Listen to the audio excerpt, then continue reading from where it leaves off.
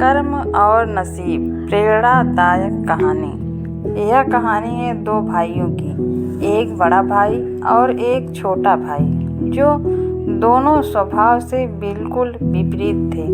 बड़ा भाई मानता था कि लोगों की मदद करनी चाहिए, सेवा भाव रखना चाहिए, सबसे अच्छे से पेश आना चाहिए, जब जब मौका मिले दान देना चाहिए।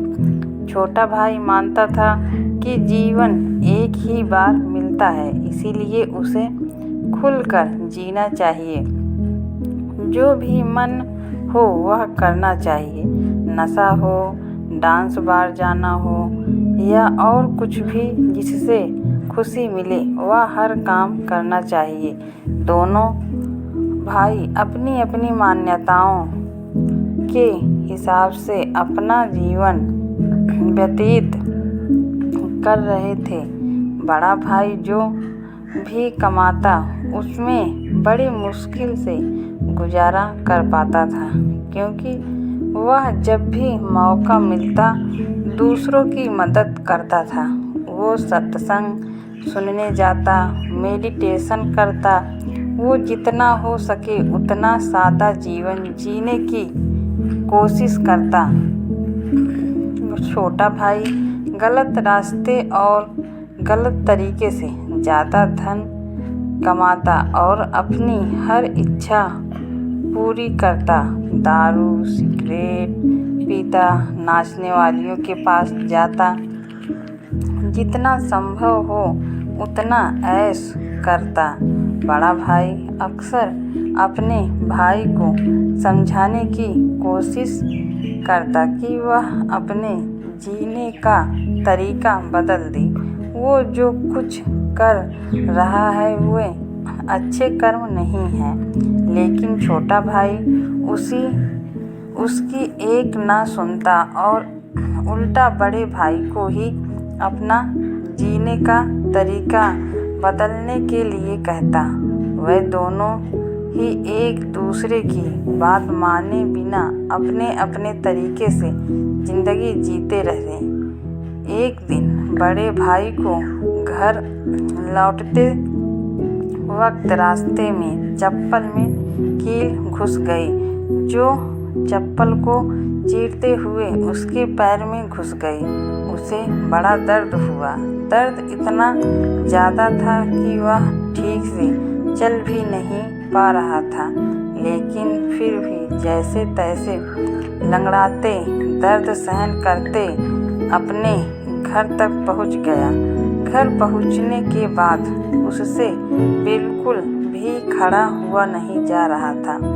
उसे बहुत प्यास लग रही थी, लेकिन दर्द इतना ज़्यादा था कि वह पानी का गिलास लेने तक की हिम्मत नहीं जुटा पा रहा था। इसीलिए अब बड़ा भाई छोटे भाई के आने की राह देखने लगा। थोड़ी देर बाद छोटा भाई घर आया। उसके चेहरे पर बड़ी सी मुस्कान थी। वह बहुत ज़्यादा खुश लग रहा था। छोटे भाई को देखते ही बड़े भाई ने उसे पानी मांगा। छोटे भाई ने ठंडा पानी बड़े भाई को पिलाया और उसे क्या हुआ है उसके बारे में पूछा। बड़े भाई ने बताया कि उसके पैर में कील घुस गई है। छोटा भाई बड़े भाई से बोला, देखिए आप इतना सादा और सच्चाई भरा जीवन जीते हैं, बदले में आपको क्या मिला? और यह देखिए मैं कितना खुलकर जीवन जीता हूँ। इसीलिए आज मुझे रास्ते में ये हीरे का हार मिला है। हमारे दोनों की परिस्थितियाँ यह साबित करती हैं कि मेरा तरीका सही है और आपका गलत। बड़ा भाई बड़ा परेशान था, फिर भी वह छोटे भाई को समझाने लगा कि नहीं, उसी का तरीका सही है। बड़ा भाई कह रहा था कि तरीका मेरा ही सही है, लेकिन शायद कुछ गड़बड़ है, इसलिए हम ऐसा करते हैं कि कल हम दोनों ज्योतिषी को अपनी अपनी कुंडली दिखाएंगे। वही बताएगा कि क्या दिक्कत है। वह जिस ज्योतिष की बात कर रहे थे वह बहुत बड़ा जाना माना ज्योतिषी था। उसकी कोई भी भविष्यवाणी गलत नहीं होती थी। छोटा भाई हीरे का हार मिलने की वजह से बहुत खुश था, इसलिए वह भी बड़े भाई के साथ जाकर कुंडली दिखाने के लिए राजी हो गया। अगले सुबह दोनों भाई अपनी अपनी कुंडली लेकर उस ज्योतिषी के पास पहुंच गए। बड़े भाई ने अपनी कुंडली ज्योतिष को दिखाई। उस कुंडली को देखते ही ज्योतिषी बोला, बाप रे बाप, किस अभागे की यह कुंडली है। यह तो अब तक मर गया होगा। बड़ा भाई कुछ नहीं बोला और फिर छोटे भाई की कुंडली ज्योतिषी को पढ़ने के लिए दी गई। उसकी कुंडली देखते ही ज्योतिषी खुशी से बोल पड़ा, यह बहुत अच्छी कुंडली है। इसमें तो राजयोग लिखा है। यह जरूर अब तक मंत्री बन गया होगा। दोनों कुंडली दिखा देने के बाद दोनों भाइयों ने ज्योतिषी से कहा कि यह दोनों कुंडली उनकी है और आपकी भविष्यवाणी गलत है, क्योंकि न ही बड़ा भाई अब तक मरा है और न ही छोटा भाई मंत्री बना है। ज्योतिषी ने दोनों से कहा कि मैं कुंडली पढ़ने में गलत हो ही नहीं सकता। हाँ, अगर तुम्हारे कर्म कुछ ऐसे हों तो तुम्हारी कुंडली में लिखा बदल जरूर सकता है।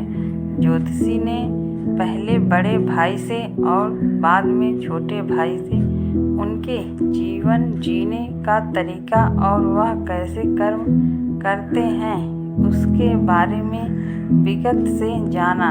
ज्योतिष ने दोनों को समझाते हुए कहा कि मेरी पढ़ी हुई कुंडली गलत नहीं है। यह बड़े भाई के अच्छे कर्म हैं, जिसने उसको कुंडली में लिखे मौत की जगह सिर्फ एक कील का दर्द दिया, और दूसरी तरफ छोटे भाई के बुरे कर्म हैं, जिसकी वजह से उसका राजयोग चला गया और उसे सिर्फ एक छोटा सा हीरे का हार मिला, जिसे जल्द ही बेचकर खत्म कर देगा। दोस्तों, छोटी सी ये प्रेरक कहानी हमें वही सदियों पुरानी बात याद दिलाती है कि जैसे कर्म होंगे वैसे ही फल होंगे। अगर हमारा वर्तमान अच्छा या बुरा है तो वह हमारे पहले पुराने कर्मों की वजह से है, और हमारा भविष्य अच्छा या बुरा होगा वह हमारे वर्तमान के कर्मों के हिसाब से होगा। इसलिए हमेशा ध्यान रखें कि अच्छे कर्म करना ना छोड़ें। यह कहानी आपको कैसी लगी कमेंट करके हमें बताइएगा, और लाइक शेयर सब्सक्राइब करना नहीं भूलना। धन्यवाद दोस्तों।